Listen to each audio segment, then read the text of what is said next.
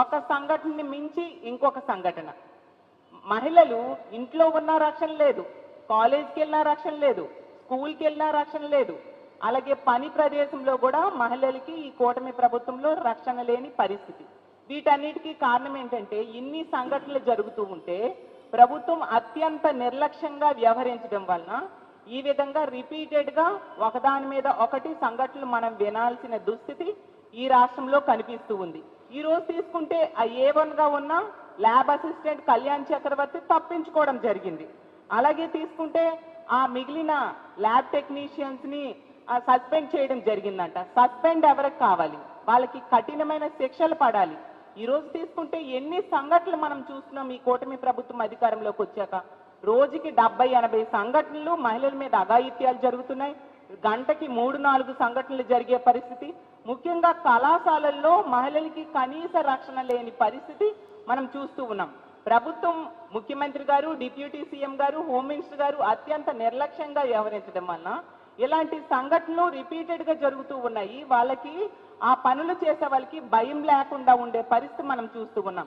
గతంలో చూసాం, కొన్ని నెలల క్రితం గొడ్లవల్లేరులో ఆ ఇంజనీరింగ్ కాలేజీలో అమ్మాయిలు బాత్రూమ్స్లో సీసీ కెమెరాస్ పెట్టి వాళ్ళకి ఎంత దారుణంగా ఇబ్బందులు పెట్టారో మనం చూసాం. ఆ సంఘటనలో ప్రభుత్వం అలాంటి పనులు చేసిన వాళ్ళకి అండగా నిలిచి ఏమీ లేదు అని చెప్పి అక్కడ విషయాన్ని కనుమరుగయ్యేట్టుగా చేయడం జరిగింది. అలాగే తీసుకుంటే ఇలాంటివి ఎన్నో సంఘటనలు. రాజమండ్రిలో నర్సింగ్ కాలేజ్ విద్యార్థిని ఒక వ్యక్తి వేధింపుల వల్ల ఆత్మహత్య చేసుకొని ఎన్నో రోజులు హాస్పిటల్లో ఉండి బ్రెయిన్ డెడ్ అయిపోయి చనిపోవడం జరిగింది. అలాగే తీసుకుంటే అనంతపురంలో ఇంటర్ విద్యార్థిని తన్మయి హత్య కావించబడ్డం మనం చూసాం. అలాగే రాప్తాడులో తీసుకుంటే 14 సంవత్సరాల దళిత బాలికను 14 మంది టీడీపీ కార్యకర్తలు 6 నెలలుగా గ్యాంగ్ రేప్ చేయడం జరిగింది. ఎంత దారుణమో! ఎంత ఘోరంగా కళాశాలలకు వెళ్లే బాలికలకి రక్షణ లేని పరిస్థితి.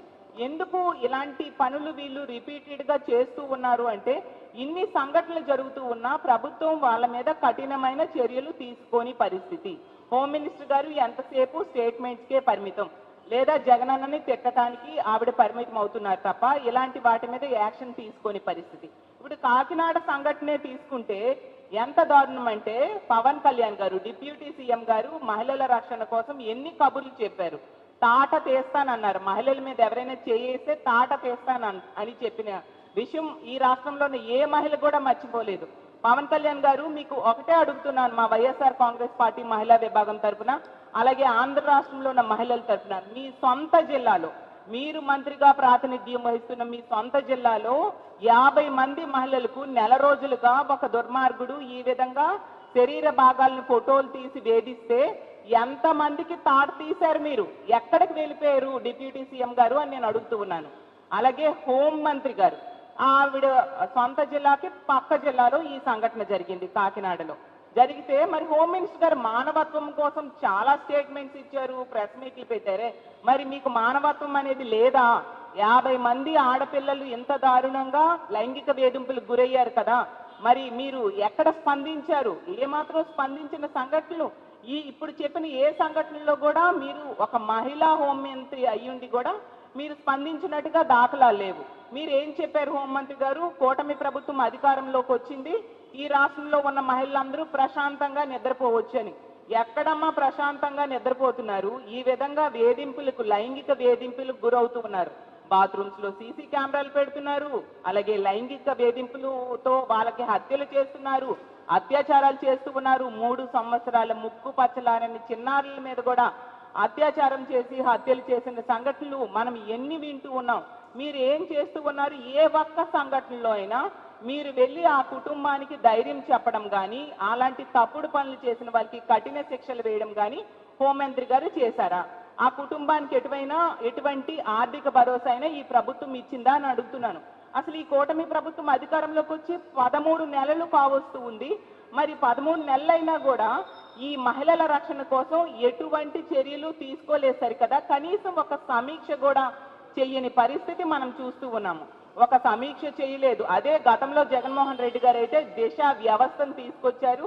దిశ చట్టాన్ని అసెంబ్లీలో ఆమోదం పొందేట్టుగా చేసి కేంద్రం దగ్గర అది పెండింగ్ లో ఉన్నా కూడా అందులో ఉన్న అంశాలన్నీ మన రాష్ట్రంలో అమలయ్యేట్టుగా చేయడమే కాకుండా దిశ యాప్ తీసుకురావడం జరిగింది.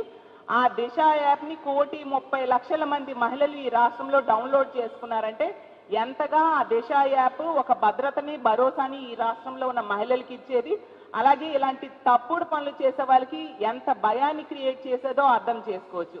అలాంటి దిశ యాప్ని ఈ కూటమి ప్రభుత్వం అధికారంలోకి వచ్చాక ముఖ్యమంత్రి గారు, డిప్యూటీ సీఎం గారు, ముఖ్యంగా హోంమంత్రి గారు అసలు దిశ యాప్ లేదు, దిశ వ్యవస్థ లేదు అని పదే పదే చెప్పడంతో ఇలాంటి పనులు చేసే వాళ్ళకి భయం లేకుండా పోయింది. ప్రభుత్వం ఎంతసేపు కూడా తీసుకుంటే రెడ్ బుక్ రాజ్యాంగం ఎలా అమలు చేయాలి, ఏ విధంగా ప్రతిపక్ష నాయకుల మీద కక్ష సాధింపు చర్యలు చేయాలి, రాజకీయ నాయకుల మీదే కాకుండా ఐఏఎస్ అధికారులు, ఐపీఎస్ అధికారులు, మీడియా ప్రతినిధులు అందరి మీద కూడా కక్ష సాధింపు చర్యలు ఏ విధంగా చేయాలి అన్న దాని మీదే దృష్టి పెట్టారు. ఈ రాష్ట్రంలో ఉన్న పోలీస్ వ్యవస్థను అంతటినీ కూడా రెడ్ బుక్ రాజ్యాంగం అమలుకు కక్ష సాధింపు చర్యలకే వాడారు తప్ప మహిళల రక్షణ కోసం కానీ ప్రజల రక్షణ కోసం కానీ వాడని పరిస్థితి. అలాగే ప్రజాప్రతినిధులు ముఖ్యమంత్రి గారితో సహా మంత్రులు ప్రతి ఒక్కరూ కూడా ప్రతిపక్ష నాయకుడైన జగన్మోహన్ రెడ్డి గారిని టార్గెట్ చేసి ప్రెస్ మీట్లు పెట్టడానికే పరిమితం అయ్యారు తప్ప మహిళల రక్షణ కోసం ఎటువంటి చర్యలు తీసుకొని పరిస్థితి మనం గత 13 నెలలుగా చూస్తూ ఉన్నాము. ఎంత దారుణం, ఎంత దుర్మార్గకరమైన సంఘటన ఇది. అసలు 30 రోజులు పైగా 50 మంది మహిళల మీద ఈ విధంగా చేయడం ఎంతవరకు సమంజసం, దాన్ని ప్రభుత్వం ఉదాసీనతతో ఈ విషయంలో వ్యవహరించడం ఎంతవరకు న్యాయం, ఈ విషయాన్ని సాక్షి వెలుగులోకి తెచ్చాక వీళ్ళు ప్రతిస్పందించడం ఏంటి, అసలు ఈ రాష్ట్రంలో మహిళలకి రక్షణ ఎంత దారుణంగా ఉందా, మహిళల మాన ప్రాణాలు ఇలా గాలిలో దీపాల్లో ఉన్నాయా అని నేను అడుగుతున్నాను. అసలు ఎక్కువ సంఘటనలకి ముఖ్యమైన కారణం ఏంటంటే మద్యము, డ్రగ్స్, గంజాయినేమో 100 రోజుల్లో రూపుమాపుతాం, గంజాయిని ఉక్కుపాదంతో అణిచివేస్తామని లోకేష్ గారు, హోంమంత్రి గారు పదే పదే చెప్తున్నారు. చూస్తే ఈ రోజు ఎక్కడ చూసినా గంజాయి వెచ్చలవిడిగా దొరుకుతూ ఉండే పరిస్థితి మనం చూసాం. హోంమంత్రి గారు నివాసం ఉంటున్న విశాఖపట్నంలోనే గంజాయి వెచ్చలవిడిగా పండిస్తూ ఉన్నారు. ఈవెన్ జైల్లో కూడా గంజాయి పండిస్తున్న విషయం ఆవిడే కనిపెట్టిన విషయం మనందరము చూసాము. అంత ఘోరంగా గంజాయి పండించడమే కాకుండా గంజాయి రవాణా ఆమె సొంత నియోజకవర్గమైన పాయకరావుపేట మీదుగానే గంజాయి రవాణా రాష్ట్రం మొత్తానికి వెళ్తూ ఉండే పరిస్థితి మనం చూసాం. ముఖ్యంగా డ్రగ్స్, అసలు డ్రగ్స్ ఈ రోజు తీసుకుంటే డోర్ డెలివరీ జరిగే స్థాయికి డ్రగ్స్ ఆంధ్రప్రదేశ్ రాష్ట్రంలో అందుబాటులోకి తీసుకొచ్చారు.